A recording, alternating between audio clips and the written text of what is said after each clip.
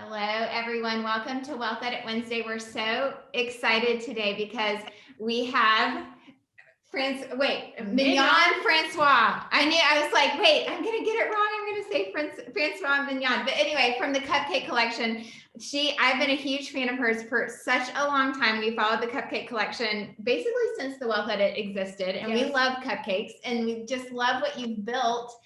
And then so of course I reached out to her on Instagram and I said, will you please talk to our Wealth Edit members? And she said yes. And then once we had the pre-call with her, we realized that her story was so much deeper and so much richer than we could have ever imagined. So we're just so happy to have you. Thank you for joining us and being part of our little squad this morning. So thank you. Thank you for having me. I'm excited. Yes, well, we're so excited. And I got to have a pre-call with Mignon and just didn't want to get off. So I'm excited for y'all to hear her story. So why don't you just start off this morning, just kind of telling us a little bit about you and then kind of how the business has developed. So my name is Mignon Francois. With a name like mine, I always thought that I would be famous because I thought that God shouldn't waste this fabulous name on nobody knowing it. I had to do my due diligence to make my name great, but great for what I didn't know. When we moved to Nashville, Tennessee, we were coming here for a better life for our children. And as soon as we got here, everything that brought us here fell through. And so we were drowning in debt and brokenness. Even when we moved into our apartment here, I was like, God, I only want to live in an apartment for 1 year. I'm tired of living in apartments. I want to give my children a home, and just nothing seemed. Did you hear anything I said? No, you got to do it again. I'm so sorry. We were trying to mute people so we could hear you, and we muted you. What did you hear me say?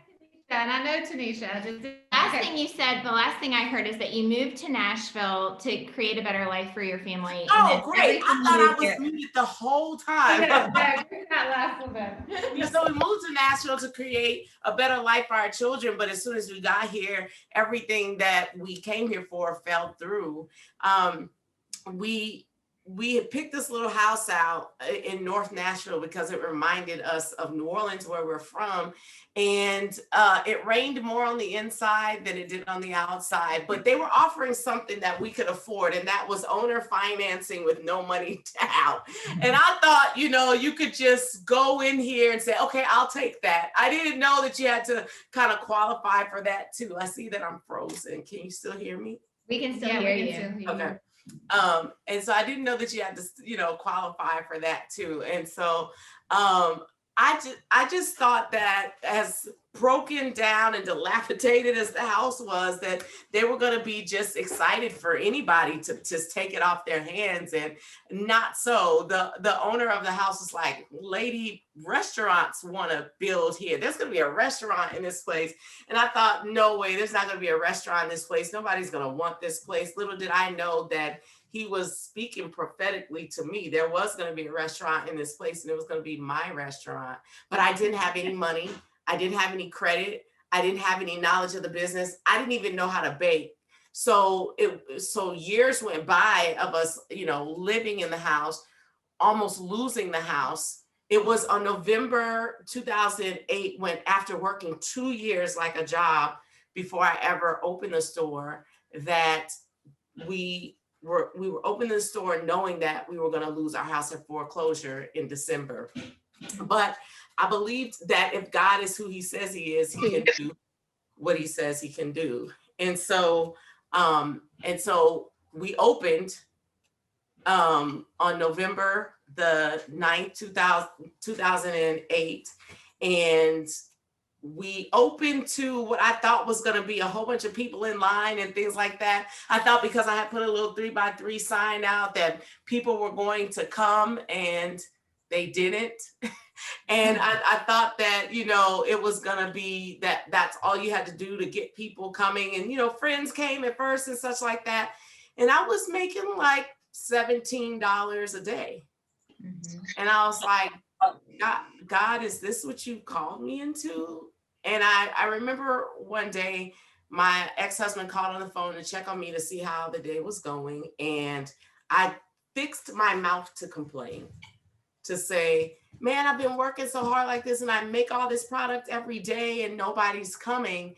But just as soon as I fixed my mouth to say those words, I changed my perspective and I said, well, you know what, whatever comes, God knows about it. It's not a surprise to him. So I'm just going to keep sitting here until it happens. It seemed like my life turned around in that moment when I realized that it wasn't me who was in control, that it was God who was in control, and he was going to decide whether or not I would be successful. It was there that we stopped having $17 days and we went to $50 days and then $100 days and then $1,000 days, all going with what I had in my hand every day. What I want people to know is that you don't have to have all the things you think you need to start a business. You will need those things one day, but you don't need them for the day that you open. So I opened that store with a dorm size refrigerator and a KitchenAid mixer because that's what I could afford. And that would pass code. And that would keep the temperature of the things that I was making and the volume that I was doing. Yes, I was going to need a commercial refrigerator, but that came, months later. Yes, I was going to need commercial size mixers, but that came, many months later. Now I could sit on the inside of a mixer, and if we wanted to play hide and seek in a refrigerator, we probably could, and we really wanted to. But that's what I want people to know, that you will need those things, but you don't need them for today. And as somebody would buy cupcakes, I would buy a spoon. And as they would buy cupcakes, I will buy a bowl. But it was the first really large order that we got with my neighbor knocking on the door. I was sitting in my house with no electricity because I couldn't afford it. And this was just prior to the store opening. And she asked me why I was sitting in the dark. And I said, because I'm meditating. Duh. And she was like, well, I'll let you get back to what you were doing, but I just want to place an order for cupcakes. There's going to be 600 cupcakes. She wanted to give them to all of her clients for the holiday season. And I was like, oh, okay. She could see a little sense of, hesitation in me. And she said, listen, as you make them, I'll pay you. Well, what she didn't know was as she knocked on the door, I was sitting in the dark doing the baby steps plan that Dave Ramsey has, where you put money in envelopes and pay off the little bills at a time and sort of snowball them. And I didn't have enough to make anything happen. And I only had $5 left. And I hadn't fed my family. We were a family of 8.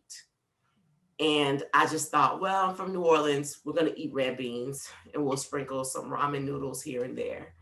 And when she knocked on the door, all I had available to me to even take advantage of the order she was giving me was that $5. So I had to make a decision in that moment to gamble on eating for the week or feeding my family for a legacy. But I didn't know that at the time that that's the decision I was making. So after she left with her proposition, I closed the door and I said, God, really? You give me this opportunity when I have no money? And I felt God say, but I feed birds and they don't toil over anything. They don't store up in barns. And the flowers, as beautiful as they are here today and gone tomorrow. And so I put on my shoes and I walked around the corner to the Kroger that's located a few blocks from my house, and I bought everything I could buy with that $5. And I turned it into 60 that night. And I took that 60 and turned it into 600 by the end of the week. And I've been flipping that same money for the last 12 years. We've sold over 5 million cupcakes.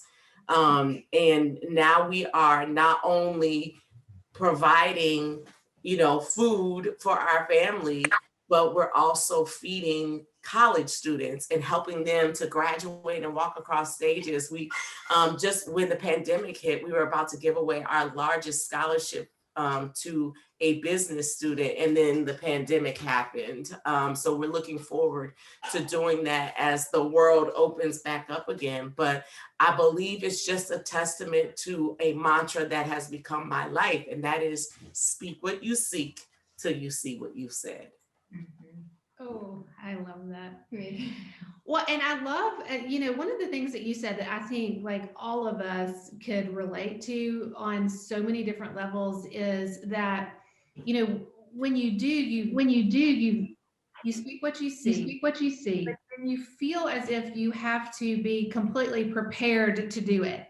And that like you just have to take that first step. And that's scary for sure. But I think as women, we feel like we need to be experts. I know I've felt that in my own life as I've changed careers and moved forward. And it's like, actually, you just have to do today. Like, Yeah. Yeah, you know what? I love saying that taking one step in any direction is called starting. Yes. That's what it takes to start. One step in any direction. Whether that is, I'm going to, I was wearing braids in my hair and I wanted to take my braids out. And it started with clipping one braid out of my head. And then the next thing you know, my hair, I came in the house and my grandbaby says, "You're back with your old hair." Like it just took one step of me taking one braid down. And next thing I know, I had taken all the braids out. And I was just so overwhelmed with taking all the braids down. You see all this hair, and it's just like undoing all of that. I just didn't want to do it. But next thing you know, I had accomplished what I set out. That was such a little small example, but I believe that's the way that I heard Magic Johnson say this, the way you do anything is the way you do everything. So if you're lazy about taking out the trash, you're going to be lazy about whatever you do. If you're diligent about starting your business or creating wealth, you're going to be diligent at going to your job every day, or diligent about reading because that's what you say you want to do, or however you do anything is how you do everything. And so I just think moving towards it in any capacity is called starting. Yes. And I think we make things so big. And I think and I don't know if men do this or not, but like, I think as women, we really do think everything has to be in place before we start. And that's just not true. I mean, it's the perfect example. And I think that that's so true of finances too. And you've done such a beautiful job of explaining how, and this is how we try to run the Wealth Edit too, is like, we don't buy something unless we have the dollars in our account to do it. I mean, now there are business cases and there's businesses all over the country that use leverage, and we deal with them every day in our private practice. And you know what? They're up and running and they're doing great. We have just chosen in our little startup world to say, okay, if we have $10 and this costs $11, we're going to have to wait till we have $11. I mean, it's just the way it is for us. And I think that you've proven that kind of discipline and starting small, there is something really, really beautiful in starting small, because then you can grow into what you were supposed to become, rather than thinking, oh, I'm going to be a $10 million cupcake business, so I better get everything I need in order to be a $10 million cupcake business. I think that's where that disappointment comes in that you're talking about, where it's like, oh, but I sold $17 worth of cupcakes. And then it becomes kind of this reverse cycle that just doesn't have to be. I totally agree with what you're saying. I think that there's something that happens in the discipline of waiting. Yes. Because if I could have grown my business a lot faster, there were other cupcake places that were starting at the same time that I started, and a lot of those places are now gone. Yes. And we're still standing. I think that it's been a wonderful thing to have your cash flow be strong, so that in times that are lean, listen, I opened this during a recession. Mm-hmm. So with no knowledge, no experience, in the middle of a recession, all the things you're supposed to have in order to make a business work, I didn't have. And then knowing that I just started this for field trip money.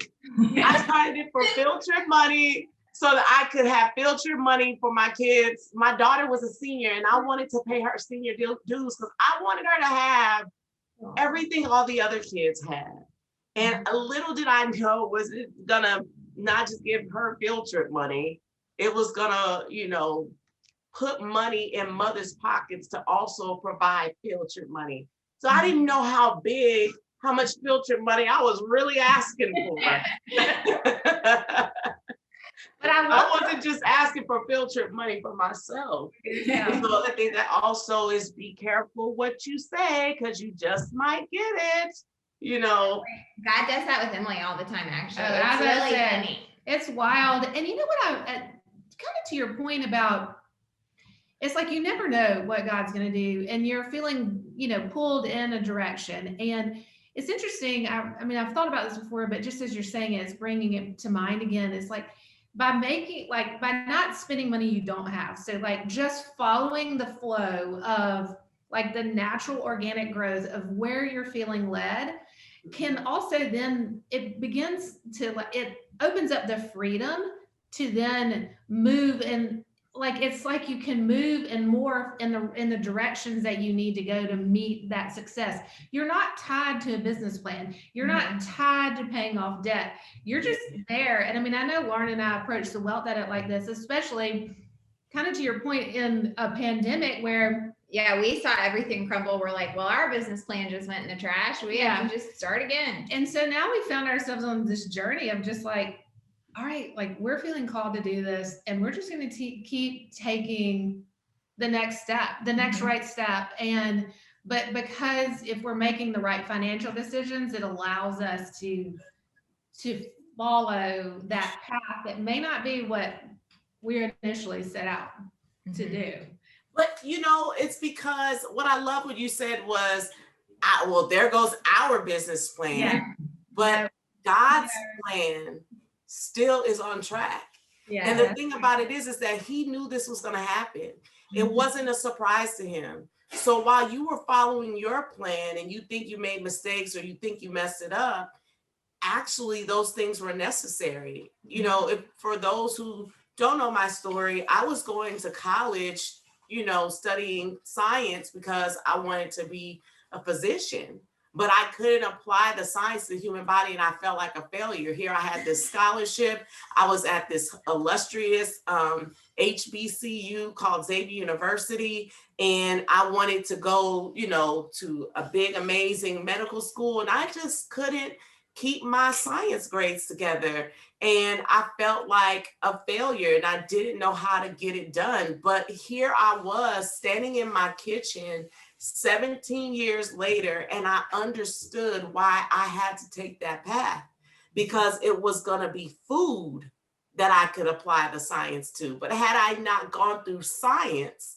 17 years ago, I wouldn't know that all of this was chemical reactions. I couldn't understand what balancing equations was about, but having a good recipe is about it being in balance chemically. And so I was able to start making my own recipes from that point on. I did have a mentor in my grandmother who didn't have recipes of her own, but would say, pinch this and do that and scoop that with your hands. And, she had ingredients that didn't even exist in the grocery store anymore. She's like, I don't know what y'all call it today, child. I think y'all call it this or, that. And it was how I began to make the recipe and realize that how sometimes grandma is a little off, like grandma doesn't hit it perfectly every single time. It's like, oh, it was better the last time you made, grandma. But if you're making a business out of that, it needs to be consistently the same. And so I learned how to scientifically create what we have here today. So that's why I tell people all the time, I'm not a baker, I'm a scientist. Oh, I love that. Okay, so I want to talk to you about, because you built this beautiful business in Nashville and then you expanded. So tell us about how you thought about when to do that, why to do that, how to do it, all of it, if you wouldn't mind. We started seeing a lot of recognition. We were getting national press. We were beginning to be ranked nationally. And because I had lived on so much less and we were becoming debt free, when I paid off all my student loans, I got free, like truly freedom. And I saw my sisters drowning in debt and wanting something. And I picked up the phone and I called the sister that's just under me. And I said, if I taught you how to fish, would you fish? And she was like, for the rest of my life, I would fish. And she was in tears at the thought of learning how to do this business with me. So I said, if I came to New Orleans and showed you how to do this, would you do it? And she said yes. And she has been my most diligent partner in helping to have the same experience in one city, you know, to the next, because it then became important to us that we extend our family legacy and our name. And it came down to the way my hands look. So I have these big, bulky hands, you know, they're not feminine at all. And I hated my hands all my life. But when our grandmother passed away, our other grandmother, not the one that taught me, when our other grandmother passed away, and I went to her funeral, and for the first time, I noticed her hands, and they were my hands. So all along, I thought I had these manly hands that nobody else has, that I could not see in any of my other siblings. I saw them in my father, but I saw them in my grandmother's hands, and I had my grandmother's hands. There's a song about grandma's hands. And so I started to realize that all of this stuff that was happening to me had been happening for me, that God had given me these hands because he knew that he could trust me to put this in my hands, and that I wouldn't keep it to myself, that I would use them to make a way for the rest of my siblings to walk through as well. And we actually went back, well, when we buried our grandmother last year, we went back to Terrio, Louisiana, where my maiden name comes from, the plantation where our family name begins. And we went back to the plantation, asked Siri to lead us over there. We ended up in the middle of an operating sugarcane field that was being picked harvested at the time by machines. And we looked at the landscape of the place, and we sat there in this beating, wet, humid sun. And we looked at each other and was like, literally, we walked onto this plantation like we belonged or owned it. As if saying that we didn't ask for permission to be here. We just walked on it, drove our cars right onto it. And standing at the stop sign in the middle of this plantation, I began to realize that somebody died so that I could live. Somebody toiled so that I could have life more abundantly. And that her name, nobody knows. Nobody knows what she went through. Nobody knows who she is. We barely even can trace our lineage, but because of who we are, we get to redeem the time, and we get to make her name known by being excellent in our names. So you may never know her name, but you will know my name, because I will be great, and I will take this family legacy and I will make something of it. And so it became what we had to breathe, sleep, and eat in order to be successful, because there were women who came before us who probably could have had the same fame. They could have had the same wealth. They could have had that opportunity, but it wasn't afforded to them. So we had a big responsibility in our hands to do something incredible and amazing, because somebody died in order to make a way for us. So that's why our legacy building is so important, that we can't just stop here. The Bible says that a good man leaves an inheritance for his children's children. So I tell my kids all the time, I'm not leaving you nothing. It's all for my grandbabies. So yeah, that was going to be my next question. So how do you instill this? I mean, I just love everything you said. And how do you teach your daughters this? How do you teach your son? Do you have sons and daughters? I have sons and daughters, yes. I have 4 boys and I have 3 girls. And they work in the business or have worked in the business, and those that don't work in the business have been recruited away from the business. So their job is to level up. Like, you know, I always want to be standing at the foot of the ladder of success. Since I've climbed up there and I see that the sky is the limit, that you could really break that ceiling. When you look back down, it wasn't so hard. Whatever you had to get through or go through wasn't so hard to get to where you're going. So I love saying that I stand at the base of that ladder of success and I hold it so that they can climb safely. And so the way that I teach it is my granddaughters, they have jobs here at the Cupcake Collection. They are 6 and 8. They've been working here or being a part of the operation for all their lives they've ever known. They would get out of kindergarten and come in. They are learning inventory. One of them knows how to expertly scoop cupcakes and is even learning how to ice cupcakes. So they're learning the operation. So they learn about making money. They learn how we bought them this banking system from Knowledge Bank, and they save a little, they give a little, and then they have a little to spend. So we're even teaching them tithing, and we're teaching them to be generous with what it is that they work for. So not only to receive, but also to give. And that's the way that I'm trying to keep it alive in my children. And you're also just giving them the confidence of your belief in them, like from the very beginning, and just feel.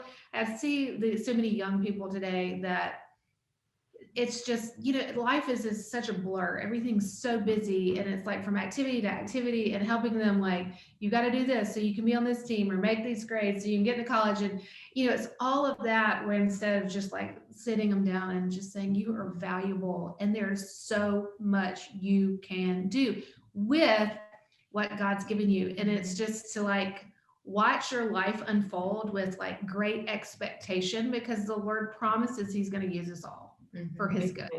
Every single one of us. And I tell my girls that all the time. I mean, the things that you think are your biggest weaknesses will most likely end up being your greatest strengths. And yes. And I hear you too. It's like putting them in the store and being like, I believe in you. You can get this. Now, you don't have to do this, but I hope that everything that I'm teaching you is just building you up and preparing you for this world, giving them a modern skill set. We talk about this all the time. Women, we're going to be expected, our kids are expected to have this modern skill set of understanding business and money and how to use it and how to give back. I mean, I think that brings me to thinking about women and how a lot of times when we are the caregiver at home, and I was a stay-at-home mom before this ever happened to me.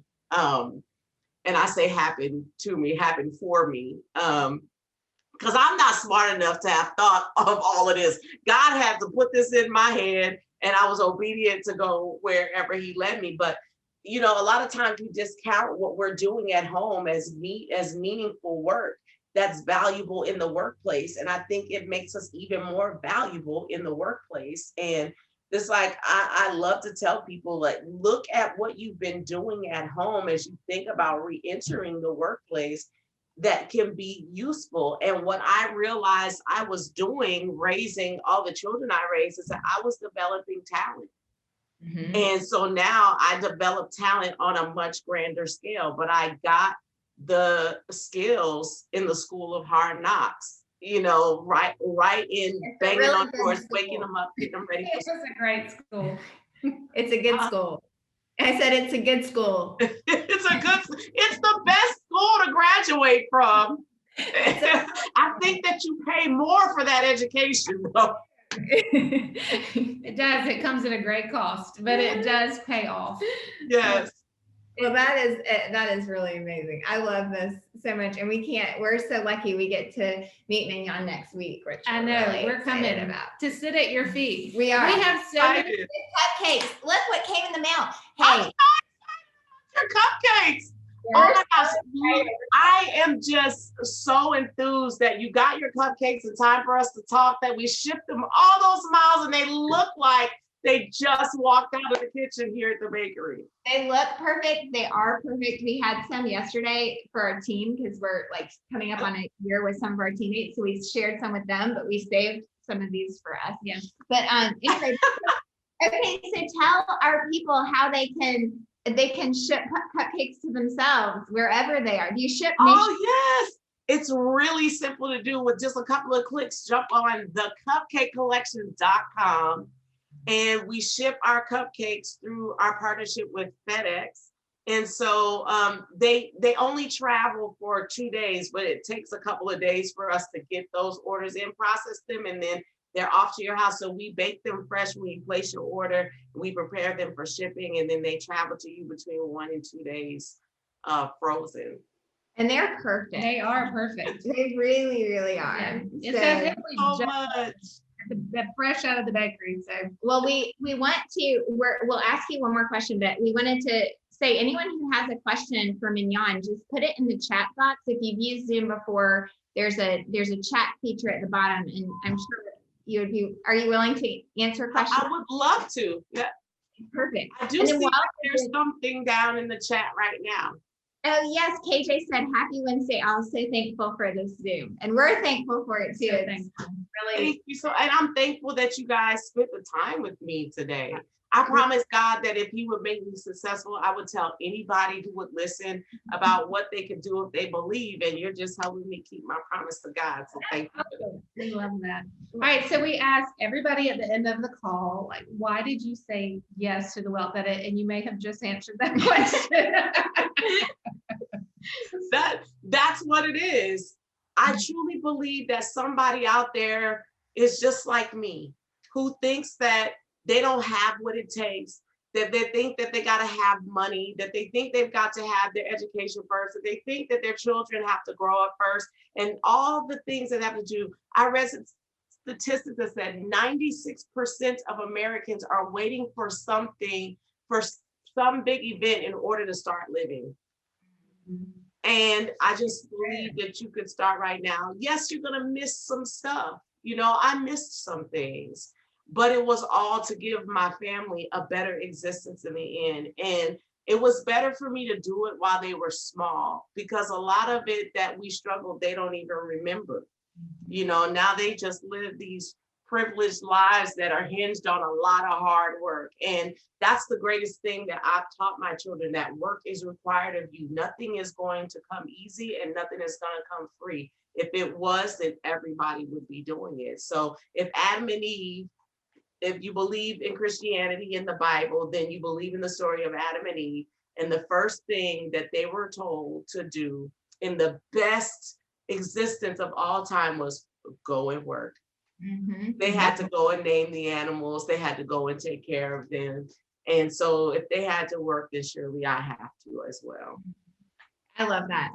My kids sometimes look right. Well, so-and-so got this and so-and-so. I said, I don't know about them or their families, but our family, our people, like, we just have to work hard. That's Yes. just, that's just, that's our lot in life. Like, we just got to work for it. I don't know what to say, you know, Yeah. but we do. And I think that's, you know, what I love about God is that he showed us in the creation story the ultimate in product creativity, and in production and in entrepreneurship. For 6 days, he labored over his product. Mhm. And then on the seventh one, he sat back and looked at it and said, that was good. And in the process of making what he did, he upgraded his invention by making a woman. And here we are today. I love that. So fun. Okay, we have a couple questions. The first is, when did you first start? When you first started, how did you market yourself? So that's such a good question. When I first started, my son was 15 years old, and my children would come home after school and they would work for the tips. Whatever the tips were in the tip jar, I would give it to them because I didn't have money to pay them. And so one of the things that we made was some little cards on cardboard paper, cardstock paper, that we went down to the Kinko's to print, and they couldn't go home, which was on the other side of the bakery door, because we lived and worked in the same location. They couldn't go home and like go to sleep and be done for the day until all the cupcakes were gone. So he took these little cards. He went down to the restaurant that's 6 houses down, it's called Bonell's, and they always have a big crowd waiting outside to get a table. He asked the owner if he could pass out his flyers there. And so he would go down there and invite those people to come and have a cupcake while they waited. And he would say, my mom makes the best cupcakes in the neighborhood. And then they became, my mom makes the best cupcakes in the city. Then it was, my mom makes the best cupcakes in the state, and eventually it became the world. And so little did I know that he was also speaking prophetically for me, just like the man who sold me this house. Yeah. That a restaurant would be here. My son said that they were going to be the best cupcakes in the world. And so there's a huge festival that is in our neighborhood every year. It's called Oktoberfest, and it brings thousands of people into the neighborhood. I think it's like 30,000 people over the weekend. And they will go out with pans with samples. I just think about the current climate we live in. Nobody's gonna eat anything that's just like out on a pan, but they will go through the crowds with samples of cupcakes and give those away and direct people back over here. So him and his other high school friends, that's how they started getting people over here. And we ended up with that same concept, putting them on our cupcake bus when they graduated to get them to college. And they did that same concept across the East Coast, from Nashville to New York City, selling cupcakes to buy books, to pay for dorms, to get computers for their first year in college. And now I'm really proud to watch what they have become as they have graduated from college now. That's a great answer. That's a good I love story. it. That's so good. Thank you for sharing that. All right, and their second one is, do you have a mentor? And if so, how did you find them? Oh yeah, I have a mentor, and I wouldn't just say that I have one. I believe that you should never be the smartest person in the room. And so when I come in, I just come in the way that I am, like big smile, big hair, bright colors, because that's authentically who I am. And it makes people willing to talk to me, because I don't know what I'm supposed to say. So I just say what I think, you know what I mean? I don't think I'm ever politically correct, or, I don't wear the right thing to the ball, and I think that draws people to me who say to me, hey, I have something that I think that you could use. So I'm currently blessed to be mentored by some very big individuals. I got mentorship from Damon John recently, from Shaquille O'Neal. And I'm currently in a cohort with Donald Miller, who I was a huge fan of his work with Story Brand and Business Made Simple. So he offers this program where you can, go to businessmadesimple.com and learn how to get your degree from the School of Hard Knocks, with a $20 investment in this book. And so I get to sit at his feet once a month in person, and every 2 weeks over Zoom, and talk about business and what we need to do to grow it. And one of those coaches within that group was also a mentor of mine, who's the president of a Cisco brand company that does distribution of produce. And he was like, I got plenty of ideas about, how you should be doing. Let's talk. And so he meets with me once a week. And so what I'm saying is, when you're authentically yourself, people will recognize what you're doing, and they will find you, even if you don't go out to seek them out, because your gifts will make room for you. I love that. Did that answer your question? Yeah, that's a great answer. It's a wonderful answer. Well, we can't wait to have cupcakes later and think of you, and then meet you next week. We're so excited. Anyone who's from New Orleans, y'all just let us know. We'll give you an invite. Yeah. Come on with us. All right, and I feel like I have to read this last comment to close this. Somebody just said, I want to tell you that you are a godsend to me. I've been thinking and praying about starting a baking business. Somehow you appeared on my YouTube one day. So I clicked on the video and have been listening to you since. You are very encouraging. By faith, I started my cookie business last week, and now I'm working on my second order today. Thank you for sharing your testimony. Cry like I was literally about to just start bawling right here. That's amazing. I know. That's what I'm doing this for. That's what I'm doing this for, so that other women who have something in their hand, like, what you can do if you believe that God has already placed everything that you need on the inside of you. It's already there. It's just like Dorothy, you had it all along. Yeah. And all you needed to know, all you needed to see was somebody else doing it. Like, this is me always being so transparent about my business. And, you know, some people say, why would you tell so many people, you know, so much stuff? You know, it's not so you can get in my business. It's so that you can be about your own business, so that you can be about starting where you are to get to where you want to be. And you'll never get there if you don't just start. And so I'm so grateful for you, and I'm so grateful for the Wealth Edit, and I'm just so grateful for the platform. And I just truly believe that if God has given me this platform, what use is it if I never bring anybody else on stage? And I just want to open up the stage for other people so that they can perform in the way that God has called them to. And I'm so happy for your cookies, and I hope one day I get to have some. That's right. Me too. I want some too. Email us the link so that we can check out the cookies. We want to make an order. Yeah, we do. All right. Thank you, Mignon, so much. This has been such a blessing. Yeah. Thank you so much for having me. And you know, this is why I don't wear lots of makeup, especially around my eyes. That's right. All right. Well, we cannot wait to meet you in person and have you back again. We need a round 2. Yeah, we do. Thank you so much. Bye. See you next week. Next week.